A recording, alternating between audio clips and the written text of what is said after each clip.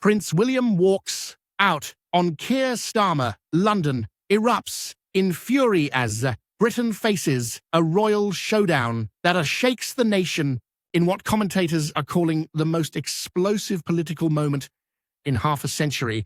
Prince William reportedly stormed out of a private meeting with Prime Minister Keir Starmer, triggering a wave of outrage and national unrest that has left Westminster reeling, according to multiple accounts circulating among political insiders and royal correspondents. The meeting at Downing Street, initially intended as a routine discussion on Commonwealth relations, took a shocking turn when Starmer allegedly pressed the heir to the throne to endorse a government-drafted statement promoting new immigration policies under the guise of modernizing the monarchy. Witnesses claim that William read only a few lines before rising to his feet, fixing the Prime Minister with a cold stare and saying, "I serve the British people, not your political agenda. My father warned me about men like you." Moments later, he walked out, slamming the door so hard, aides in the hallway jumped. What followed was a silence that seemed to freeze the heart of British politics.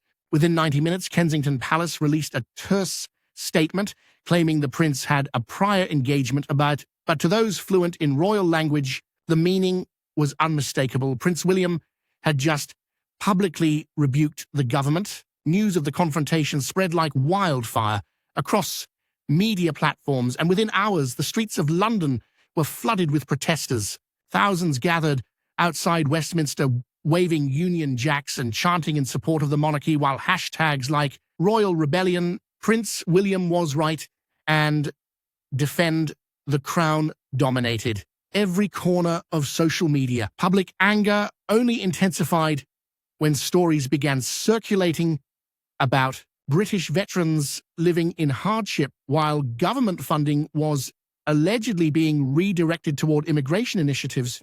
Emotional interviews with elderly servicemen went viral, painting a picture of sacrifice and neglect that struck a nerve across the nation.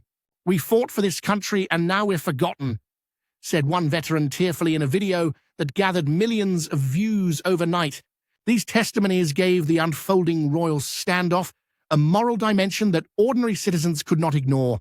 Even long-time Labour supporters began questioning the government's priorities, with many accusing the administration of betraying those who built and defended Britain.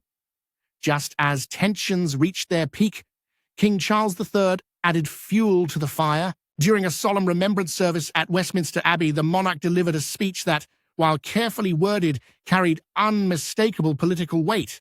"Those who served deserve our eternal gratitude, not bureaucratic excuses.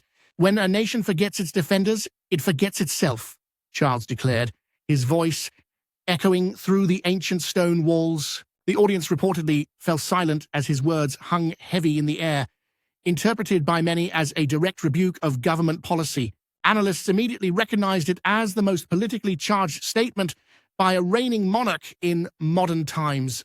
The contrast between the king's composed moral authority and the Prime Minister's growing isolation could not have been more striking. Internationally, the fallout was immediate. In Canada and Australia, political leaders issued cautious statements emphasizing the importance of respect between government and monarchy. In France and Spain, commentators praised William's defense of constitutional integrity. Even in Ireland, opinion columns unexpectedly sympathized with the prince's refusal to politicize the crown.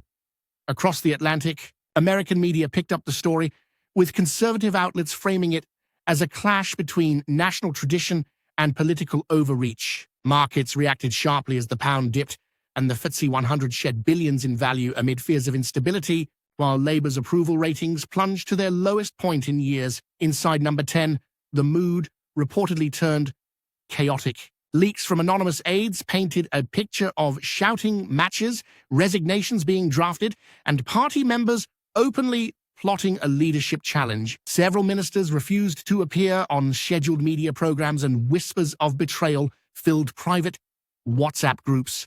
Political observers began comparing the situation to the constitutional crises of the 19th century, warning that Starmer's government was now teetering on the edge of collapse. Meanwhile, opposition leader Rishi Sunak capitalized on the chaos by appearing at a veterans event, delivering a speech celebrating service and sacrifice without mentioning the crisis directly. His calm demeanor and patriotic tone drew thunderous applause and favorable media coverage, further deepening the contrast between the Conservative steadiness and Labour's turmoil. The social impact has been staggering.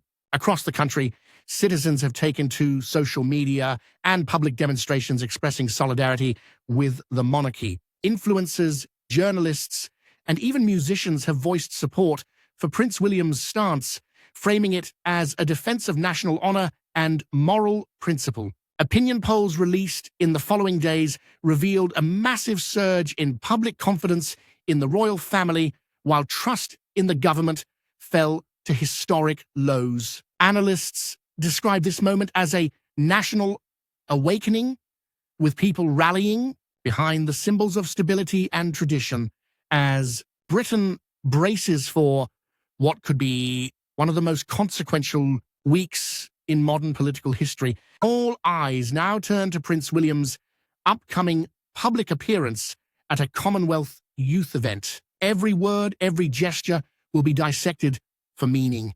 Meanwhile, Keir Starmer faces the toughest session of Prime Minister's questions in his career, with growing speculation that he may not survive the week. Constitutional experts warn that if tensions between the Crown and government continue to escalate, the nation could enter uncharted territory. Some even whisper about the remote possibility of royal intervention, something unseen in modern times. This unfolding drama has become far more than a disagreement between two leaders. It is now a defining confrontation over the identity and direction of Britain itself. As citizens take sides and global headlines watch every move, one truth is undeniable: the monarchy has reminded the nation of its enduring influence, and the government is struggling to regain control of the narrative.